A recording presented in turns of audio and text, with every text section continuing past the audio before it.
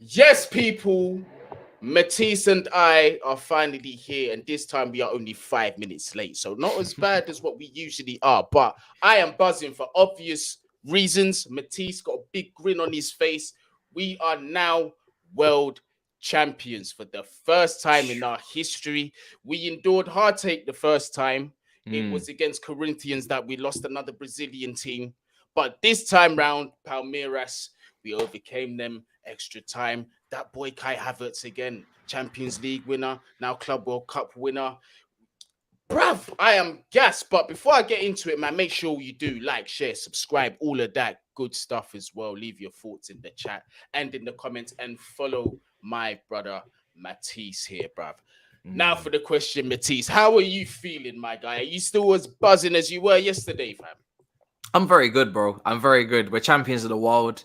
I think I am still buzzing, but I'm also like, I want the next one. Do you know what I'm saying? Because it's still mid-season. It's a weird one because when you win the Champions League, it's the end of the season, it's done. Like you take a load off, it's finished. But we're winning this mid-season now. So my head's already onto, that Carabao Cup final against Liverpool, that rest of the season, because we're still in the thick of it. But I'm delighted, bro. The gold confetti falling from the sky is what we've all wanted to see. We've been waiting for it.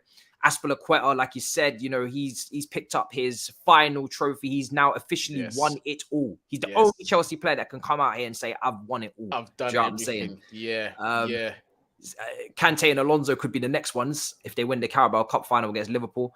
So yeah, man, I'm buzzing. I'm so happy that we won the trophy. I knew it was gonna be a tough game. We spoke about it on my Twitch show with you. How difficult Palmeiras would be. We knew. We prepped each other for that long extra time. We knew it was mad. Yeah, no, Matisse. But do you know what I want to say about that stream? Because honestly, I felt like I couldn't give my 100%. So I apologize because I felt like my content-wise, I was poor because I didn't do much study on the team. And again, it was like an unknown element for me. So what I was saying was just based on what we'd seen in recent times from the team. You understand? But yeah, you got it spot on. I think you got it spot on even before the game. As usual, bro, your analysis is usually on point. But going into this game, bruv, first half, Palmeiras, they looked good. And it was like you said, they came there to, they were always going to be happy with us having the ball, looking for opportunities on the counter, being compact with the whole low blocks and that as well, just stifling us and forcing us out to play wide. You see, so you was literally bang on in your preview. But I felt that Thomas Tuchel showed these tactical prowess, particularly in the second half. And I want to, because I usually forget to big up the manager, because we're going to come on to the players as well. But I usually forget to big up the manager. But I thought tactically in the second half, he did switch it up and he got it perfectly. He got it spot on.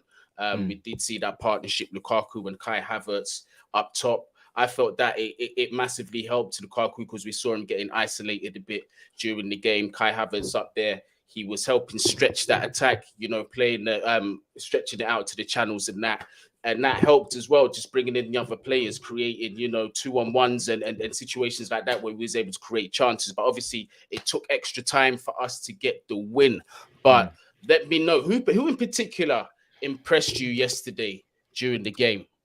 I think it was a performance of many people kind of being on the same level, that seven kind of level. I don't think there was any massive standouts in the starting 11. I think Pulisic, when he came on, was a danger. I think he definitely contributed a lot when he came on. I think Werner was actually decent as well down that left-hand side. Yeah. He got down to the byline a few times, made a few cutbacks, so he was a threat. So I just think in terms of, obviously, the longer the game goes on, the stronger team you would expect with the resources that we have on the bench to be able to impact the game and make the difference is what happened, And my prediction was 2-1 in extra time. I was delighted to get it spot on because I didn't want to go to penalties.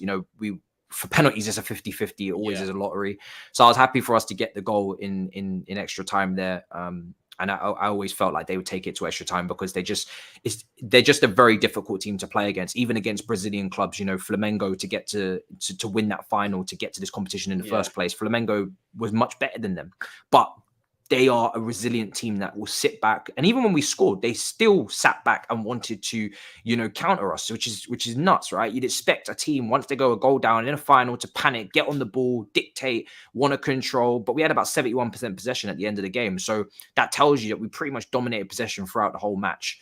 But the key thing is dominating possession, but still being able to handle the transitions. And that's why Tuchel deserves his credit. Back three, no Jorginho in there. Just obviously nothing on Jorginho, but the mobility of Kante and Kova on transitions to defend is just a lot better in wider spaces.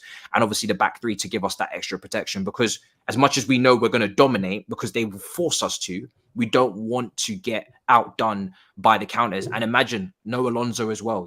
Hudson-Odoi plays, again, great move, because Hudson-Odoi was a bit hit and miss, gets the assist, but just the pace. It's about having that pace, because Dudu was causing problems on the left. He was quick, cutting inside, had a nice shot over the bar. Ronnie was quick as well. They had plenty of players to hit us in transition to cause issues. I forget the name of their attacking midfielder as well. Begins with a V. I can't pronounce it, but he was also a threat as well. So yeah, I'm just glad tactically that we got this spot on. We really did. No, we did. And what you said as well about not letting it get to penalties, I actually think that was their game plan, to just frustrate us, get us onto penalties. And like you said, it's a 50-50. So they did play that way.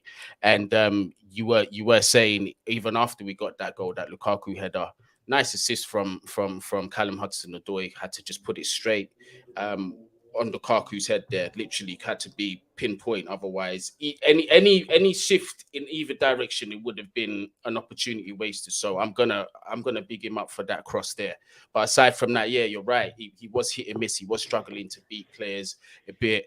Whether it's down to his inconsistent game time, I don't know. But I'm just, you get me. I'm happy with what he did, because there's something that you say that's quite a bit. You'd rather players come up in big moments. Then you get, I can't remember what the bit is that you have. Yeah, stat padding of. Yeah, that's it. That's the one. Yeah, I got lost for a second, but that's the one that you did say. And obviously we want consistency. You know, we want that. But if I'm choosing between stat padding for meaningless goals, which is what, dare I say it, Bruno Fernandes has done.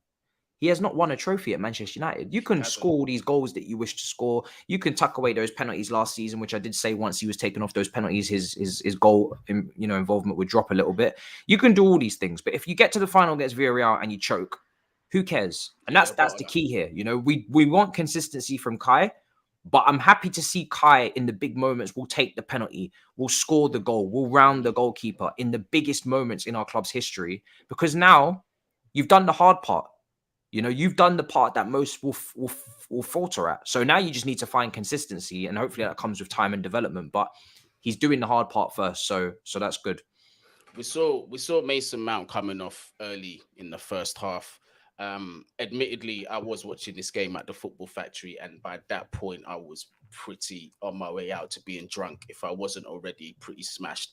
But what was the reasoning as to why he came off the pitch? I think it was an injury. It was a knock. Took a little knock. Yeah. So and there is scans taking place on that in terms of reports. So apparently it's not too serious, but it was an injury that forced him off. Yeah. Nothing to do with tactics. No, unfortunate, but definitely we're going to have to get into it. One of the goal scorers, Romelu Lukaku.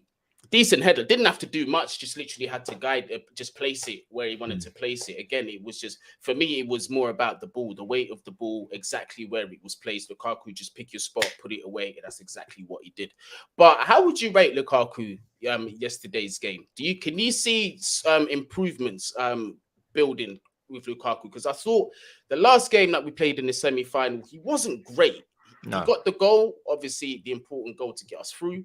But in terms of his all-round performance, it wasn't great. But I think in the second half yesterday, we definitely saw a bit an improvement in Lukaku. That's my honest opinion. But that's a big part of that is Kai Havertz also being very much involved in that attack as well, him being his partner. But what did you think of Lukaku yesterday? It's definitely better than the performance against Al Hilal, because I think against them he was poor up until the goal. But yesterday, the goal is also better. Let's be frank. The goal against Al Hilal was a tap in, but it was also a defensive error, and it's not really because of any outstanding movement on his part or anything. It was just right place, right time, but very much a defensive error. The goal was a great goal. It was a fantastic header. Great cross from Hudson-Odoi down the left-hand side of his weaker foot.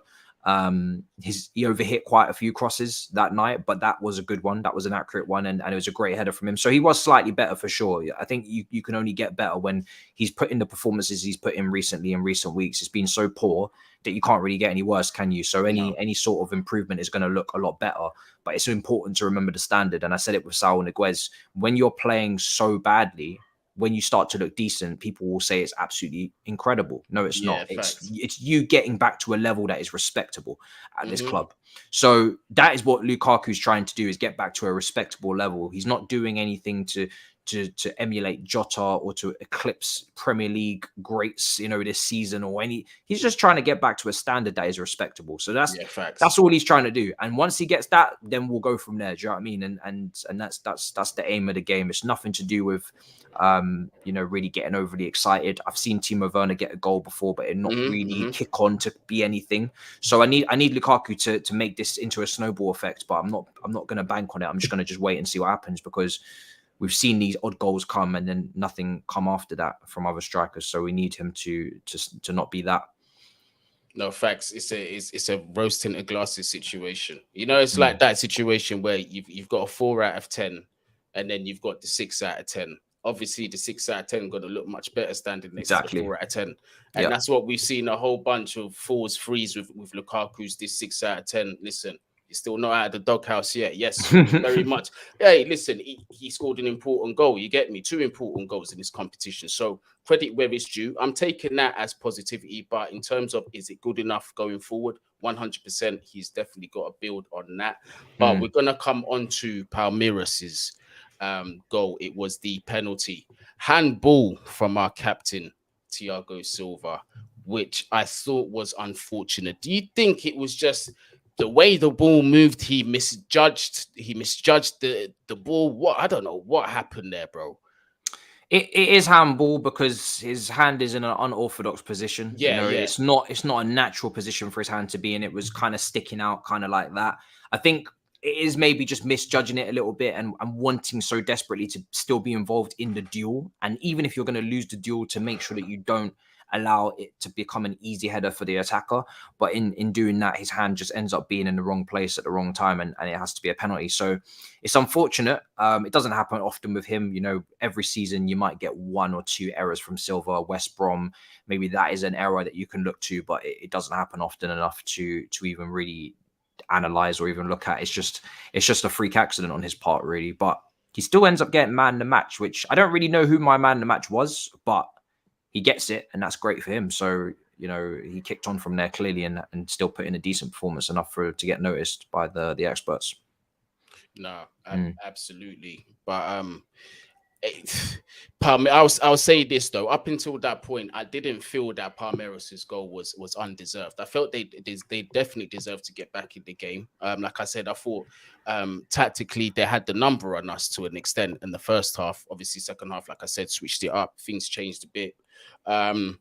But going into extra time, I was confident that we was gonna see out a result, because you could see the opportunities that were coming up. And then in terms of Palmeiras themselves, I felt that they was losing a bit of composure in terms of making rash tackles and unnecessary challenges and things like that, letting the occasion get to them. But I could see either 2 things happening. Obviously, one of them getting sent off, or us just holding our composure and just getting the job done. But that penalty that we got, I've seen quite a few people say that we was lucky to get the penalty. I think that's I don't think it's fair to say that. But I wanted to ask you, what do you think of it? I do think the penalty was slightly fortunate for us.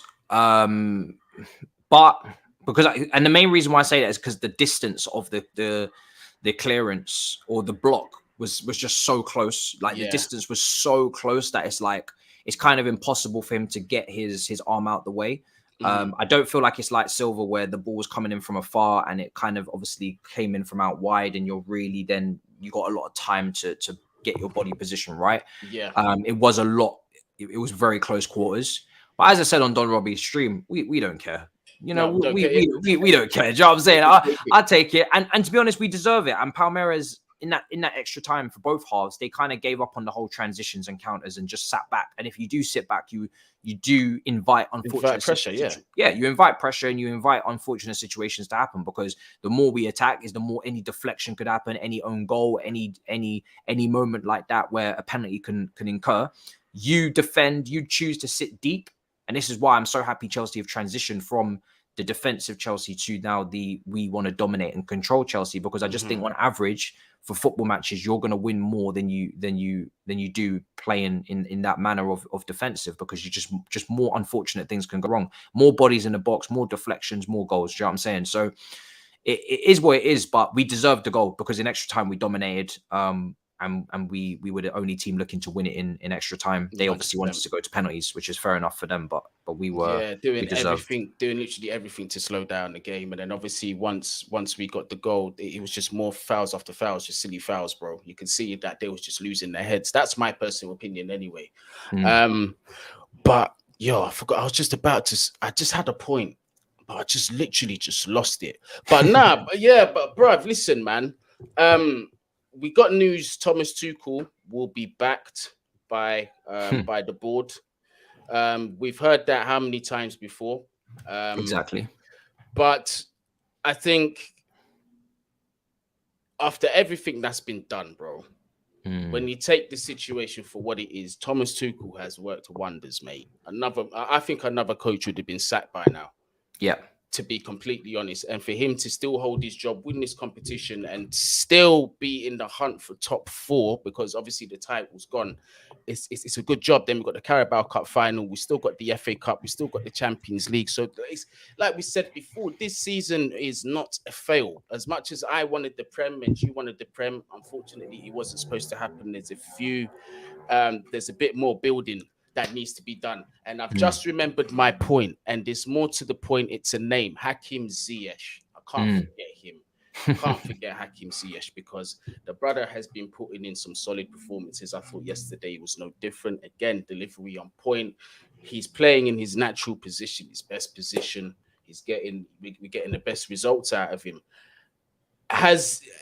Now we're starting to see a bit of consistency, because we've been on the same boat with Ziyech. Is that obviously he's one of the senior players. He's supposed to be the leading example. And me personally, my patience for him was running out. If you had told me at the beginning of the season Ziyech is being sold, I wouldn't care. What is your stance on him now? I think he's the best of a bad bunch, is what I'm going to put it as. I think he is the one that has probably now, as an attacker this season, is the best attacker this season so far for us. I think he's leapfrogged Mason Mount now over the last few weeks, in my opinion, just in terms of the overall season, his performances. And for that reason, you couldn't possibly sell the person who's been your best attacker. Now, I don't say best attacker as a massive compliment, because it's still not good enough, really. Over the course of a season, we want more, right? From everybody. But he's been the best. So right now, he's not in my chopping block for the summer. Especially after retiring with Morocco. He's, maybe even more focused on club football. I think he's got something to bring. And it's just about consistency. But he needs to find that next season, very much so, because you are in your prime. So we have to continue we're looking for that consistency right now. But he isn't a player that relies on his pace. So even though he's getting near 30, I don't feel like that's a massive deal for him, because he's not a pace player. So I'm hoping he actually gets better with age, because he's not really looking to get out of danger with pace, and he's just looking to use pure technique. Which he has. But I've got too many other players on that list that would have to go before him. So right now he's doing enough to stay, and that's probably a great thing for him. But we definitely want to just keep seeing more. I think he's been very good over the last few weeks. The big thing for him is to just not get injured again. Every time he gets a little bit of form, he gets injured. He had a great preseason, gets injured. Good time under Lampard against Krasnodar, Sheffield United, Newcastle, that little stint, injured again.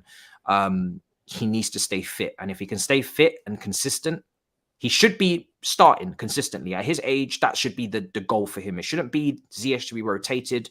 Ziyech should be in and out the side. Ziyech should be in the team every week, reliable, someone we can count upon. At his age, that's the goal. That should be the goal. And until he's that person that we clearly see week in, week out for the majority of the season, that means he's not doing enough. And then you need to be part of a title winning team, right? It's all good to be in a third or fourth place, but if you want to be, good enough for Chelsea, you've got to go and win a league title. You've got to go and be a consistent forward who contributes to a league title. That's what the aim is. So he's got to keep going, but right now I think he's done a lot to redeem himself over this winter break and this period. And again, best of a bad bunch. Like there's so many other players that are so inconsistent. One of them standing out, they're clear. Do you know what I mean? It's as simple as that.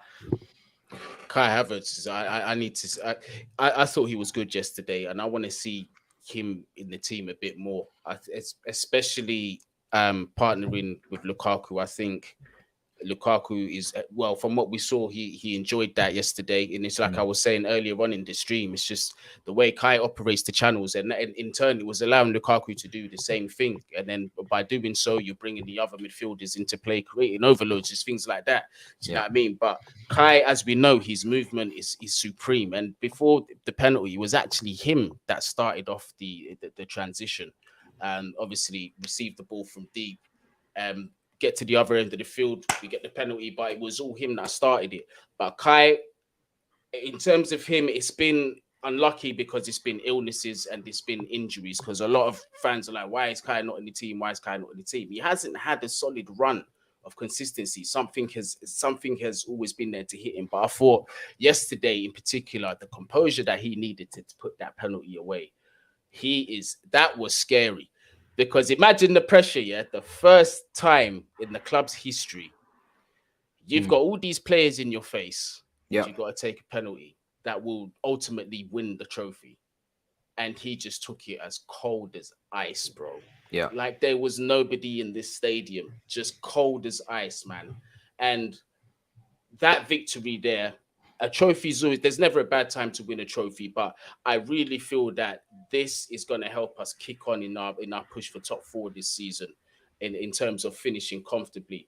And Kai Havertz, I think going forward now, we need to have some consistency with him and Lukaku. I think that's the way currently we're going to, quote unquote, I hate this bloody word, unlock Lukaku.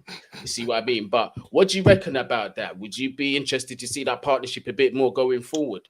I don't think Lukaku starting week in, week out is something that is gung-ho for me yet. I know it's something that's happening because Tuchel was clearly just going with him because politics, price point, you got to get the best out of him, whatever the reason may be. But his performances haven't been good enough for me to say that he has to start. I think I've been calling for Kai to start for weeks. I wanted Kai to be in the starting 11 for weeks on weeks since probably maybe the City defeat. I wanted Kai to start that game. So Lukaku has to earn the right to start for me personally. Whether maybe Tuchel will just keep plowing away with him, that would be obviously up to him. But for me personally, I don't think Lukaku is a guaranteed starter. I think Kai should be given a chance to go on a run. I think Ziyech definitely deserves to be in there as well. I think Mason Mount, he hasn't been as good as he was last season, but we do tend to play really poor when he's not there. So his importance is clear, but he hasn't actually played very well, in my opinion, consistently this season. I think he's definitely got GA to his name, but in terms of actual performance, I don't think it's been anywhere near the level of last year when he won Player of the Year. He's obviously injured, so there's still places up for grabs. I think right now Kai is someone I want to see consistently, and I want to see Ziyech because he's been playing the best. I think everybody else is up for grabs. We're gonna get to our defense before we get on to Azpilicueta, because obviously they deserve some credit. Solid performance as usual from that back line. For me, this is a comment that I'm going to have to agree with. He's always in a conversation. Whether he's actually man of the match, I'm still undecided, but I do think Rudiger was Rudiger. He had a solid game. You get me? And just sign the thing, Rudy. That's really what I have to say. Rudy, just sign the thing, because these performances just week in, week out, he's just solidified himself as definitely, in my opinion, top 3 in Europe, in my honest opinion. To some, it might be harsh. I'm putting him up there, bro. Him and Thiago Silva. I said it. Yeah, I'm putting them both up there. But in terms of how do you feel that the defense done yesterday? aside from obviously the penalty that was conceded, which was unfortunate. I think they coped relatively well because it's like you said, it's like we had 70-something% possession of the ball, so it was quite comfortable for them, I reckon. It was comfortable, but it's never comfortable unless you really dominate the score. You know, that's my issue with Chelsea, is that it always looks comfortable on the face of it. But if you don't ever have that 2-goal cushion, 3 goals, and you really are consistently putting the ball in the back of the net, then it's never comfortable. Because at 1-0, we saw it against Brighton at home. That was at that game. Stamford Bridge, you know, Danny Welbeck scores in the last minute. We don't deserve... I mean, actually, to be fair, Brighton did deserve to get the point there. You know, but there's been other instances maybe where we've dominated games. Everton at home is then a better example where we've dominated the game, but we don't get the 3 points. You got to...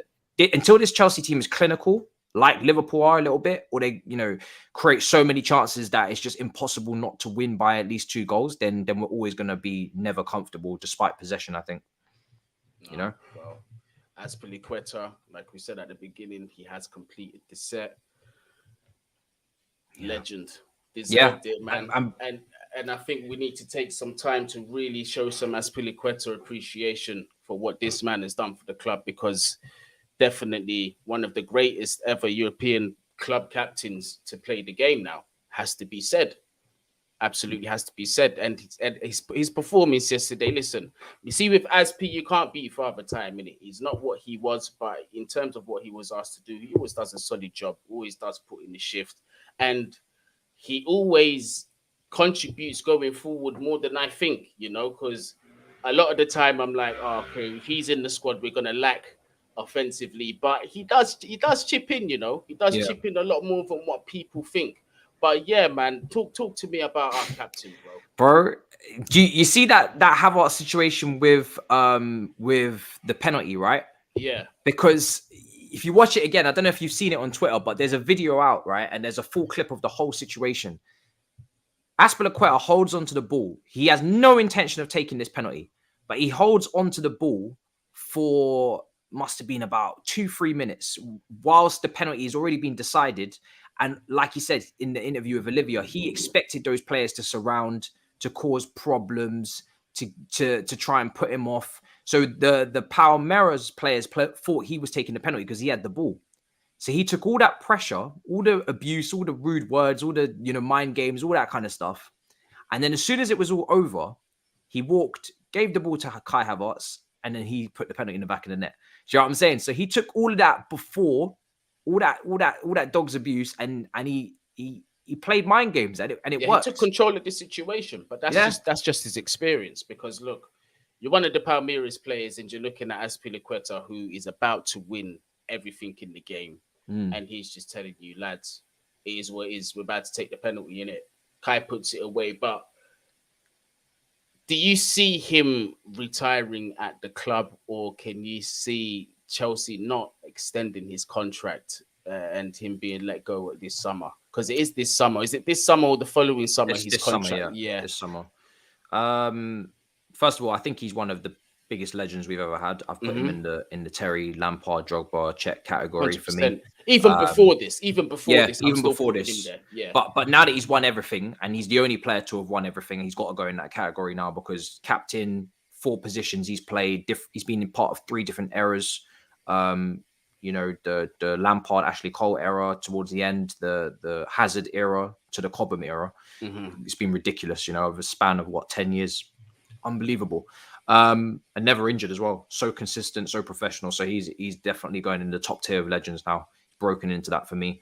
But in terms of him staying, I do think it's best if he does leave to Barcelona, because I ideally would like him to stay 1 more year, and then we bring Livramento back in 2023. I think it would be a much easier passing of the guard kind of thing. But if he wants to play in the World Cup for Spain, he needs to be playing consistently. When Reece James comes back, he probably will be starting. It depends on formation, of course, but Azpi before the James injury wasn't starting. You know, it was Rudiger, Trevor, Silva, Christensen going for the back 3 spots, and Reece James at right wing back. Azpi was on the bench. So if he wants to play consistently, then he probably will go to Barca and play with maybe Dani Alves, who's like nearly 40 years old. And we obviously do need to move on a little bit, but It's tough, man. It's Azpi, innit? You do want him to retire here. You do want him to stay here. But at the same time, you've got to prioritize performances. You've got to prioritize the club and make sure you're moving in a direction that is good for the long term. And at the end of the day, modern day fullbacks, they got to be way more expansive and attacking than Azpi is, So we do talk about how limited it can be over there at times. So yeah, I think this is a good time for him to have his last season. He's won everything, literally. You couldn't really ask for a better time to pack it up. Go and have a testimonial. Make sure everybody's shirts are tucked in. It doesn't get much better than that. I'm taking that from Mayo. Big up Mayo, but that's his tweet. That guy's a legend, and however he leaves the club, the send off better be good. It better be good because, like you said, he's the most decorated captain of our club's history. But do you know what, Matisse? I'm not going to really keep you much longer. I know you have been on rotation. It's been a madness, today. Bro. Yeah. I'm not going to keep you for the full hour, my bro. So thank you very much for joining me. Me personally, I feel, mate, you see, over the past 3 days, it's been a madness. I probably had about 8 or 9 hours sleep, bro. Yeah. So yeah, to just even string sentences together and just concentrate on one path, it's hard, bro. Yeah. So I just need to take some time and rest. That's why I've been on the channel for like about a week. I've been just taking care of other business outside of the channel. But now that's done, I can come back. I just need to rest up. 100%, like bro. That. You've had your this is the comeback. Do you know what I'm saying? Big week coming up, short of content. But bro, you was out last night doing the madness. Hey, mate, the Football Factory was absolutely kicking. It was just live and kicking over there. My Instagram, I posted up the videos. We were singing the whole songs, Championes, we've won it all. We even had Palmeiras fans in the building as well, celebrating. Imagine when they scored their penalty. But when we scored ours, we let them know that the Football Factory is blue. And if there's anybody in the chat that was there at the Football Factory yesterday, and you are a Chelsea fan, big up yourself. We will be returning there a lot more at the end of the month. You get me? Babysitter, aka kids' grandma, will be here for an extended period of time. So I will be taking advantage of that. Matisse will be doing lives from the Football Factory, all of that stuff. Mix it up a little bit. You get me? Fuse some New York City into the channel, man, a little bit more, because I know but bare people be saying, you're New York City, man, you got to incorporate the city.